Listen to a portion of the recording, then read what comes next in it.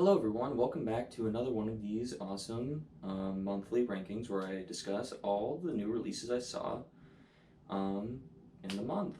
Yeah, so we are in the month of May now, so I'll be talking about the movies I saw in April. Coming in last place for the month of April is gonna be Morbius. Yeah, this movie's release date got pushed back like 7, 8 times maybe. I don't know. It got pushed back for like 2 years.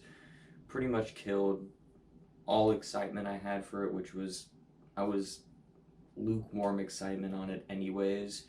And so with all the pushbacks and just I just was not excited for this movie.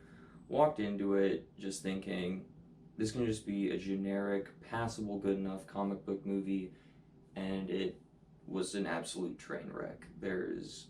The story is incoherent at parts, moves way too fast, and the thing I hate the most about this movie is those post-credit scenes, destroying an awesome character from the MCU in just an unbelievably awful way. This movie is just an absolute train wreck, dumpster fire of a movie. It has no excuse for being as bad as it is. I mean, it had the budget, it had everything to be a good, just passable enough comic book movie, and it was just awful. So it clearly comes in last place. Next up is a movie I've actually talked about before when I did my Wizarding World ranking, and that's going to be Fantastic Beasts: The Secrets of Dumbledore. Now, this movie was fine. I can throw it on, have a decent enough time with it. I don't hate the movie. I don't like it either. It's just kind of in that middle meh area. So yeah, there's some things in this movie I think they do really well.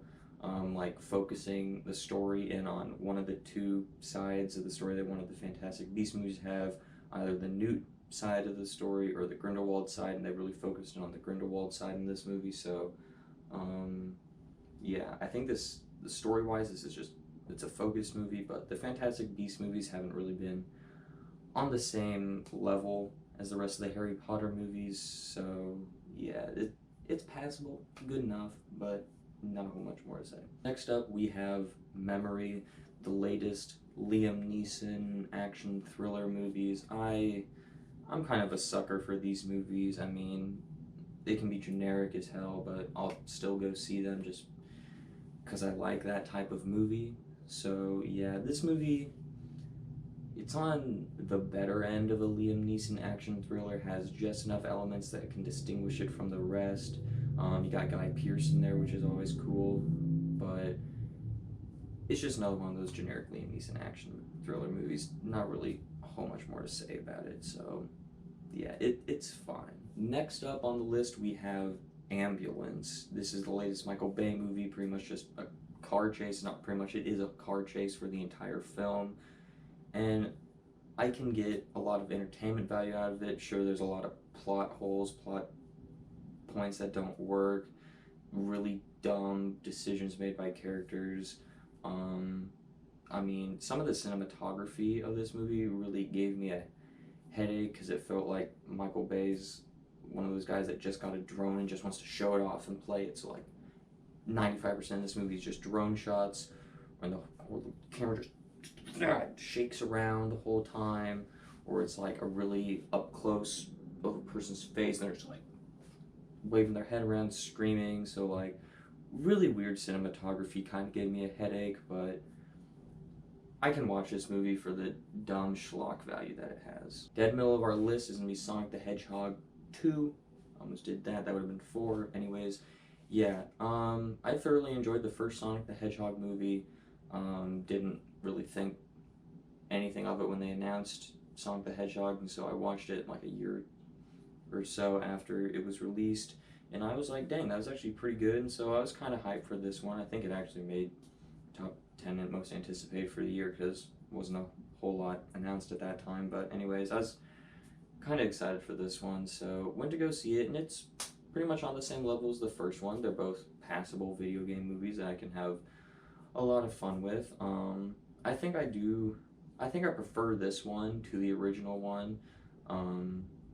But yeah, I mean, Jim Carrey's great in both these movies, this one in particular. I love the addition of Idris Elba as the Knuckles as it. And I think this one's just more, um, I just like this type of story more than like the road trip movie that the first one was, so I prefer Sonic the Hedgehog 2 just a little bit to the original one, but both are very good video game adaptations. In fourth place for this month is going to be The Bad Guys. This is the first animated movie I've seen in theaters in a few years. I really do not go to animated movies, but I thought this one looked pretty cool for what it was, and so I went and saw it, and I thoroughly enjoyed this movie. Obviously, not aimed for my demographic, right? It's aimed for little kids, not 19-year-old dudes.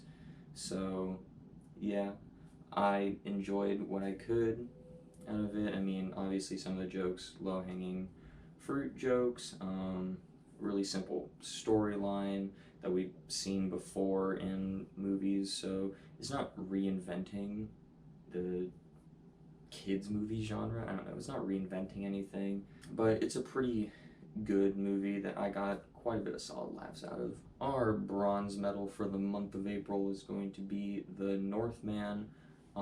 This movie kind of just came out of nowhere for me.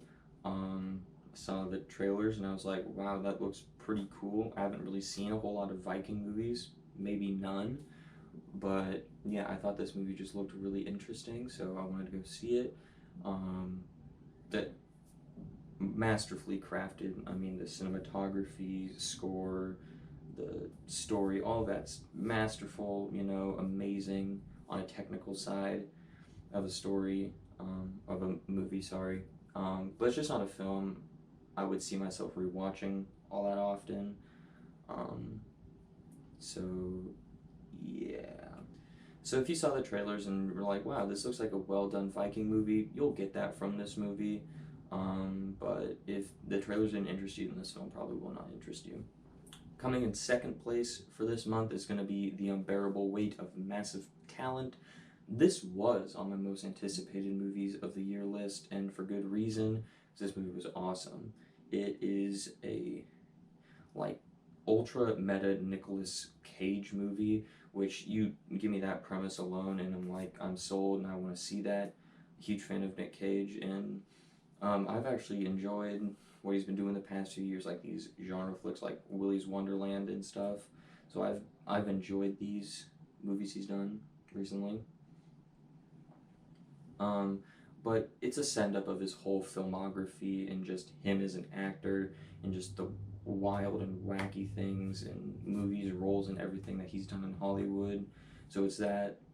So I love that whole part of the movie, but I also love the comedy in this movie. It's on fire in this movie. Yeah, this movie was hilarious. I loved Pedro Pascal and Nicolas Cage's bromance in this movie. Awesome.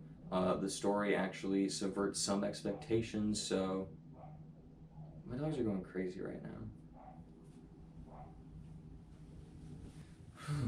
Sorry if you can hear them barking. I just told them to stop barking. Well, that didn't work. Anyways, wow, this is not going well. Anyways, yes, Unbearable Weight of Massive Talent.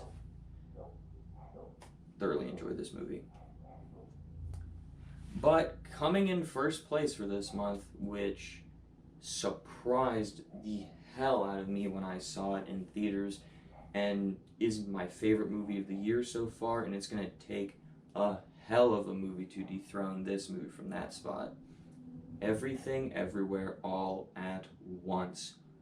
Talk about surprises. I saw a trailer for this movie maybe once or twice, knew absolutely nothing walking into this movie. That's the mindset that you should go into this movie in, because it will just rip that rug out from under you and take you on this wild roller coaster ride throughout the 2.5 hour runtime. The movie just is so insane, but it has a lot of heart to it too, in the story and the themes that and the journey our main character goes throughout the story. So it's a really nice story, but it's got great action, great comedy, great performances. I love this movie so much. It's going to be tough for something to dethrone this as my favorite movie of the year, but as it stands, It's my favorite movie of the year, so it's number one. Number one for my ranking of all the April new releases I saw this year. Dang, so I'm gonna wrap this up and go figure out why my dogs are barking so much right now. But thank you for watching this epic ranking of all the movies I saw in April. May should be a pretty good month too. That's when the summer new releases start kicking off. We got Doctor Strange in less than a week from when I'm filming this, so I'm really hyped about that. It's my most anticipated movie of the year. So yeah, check back again next month for more awesome rankings. Have a great day.